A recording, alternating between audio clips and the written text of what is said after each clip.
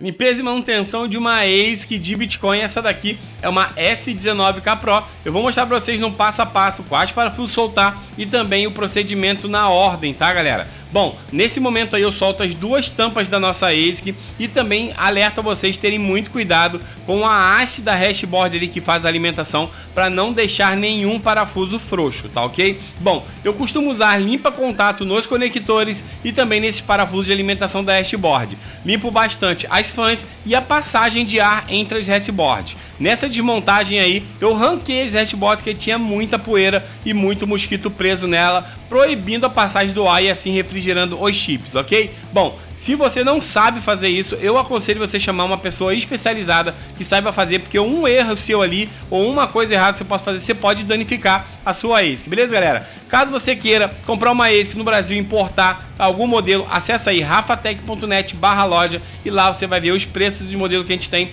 disponíveis aí para envio para todo o Brasil. Se tiver alguma dúvida, deixe no comentário que eu vou responder a todos na medida do possível. Vou botar um rock aí pra gente acompanhar essa desmontagem, essa limpeza, que essa daí tava bem suja. Tamo junto, valeu!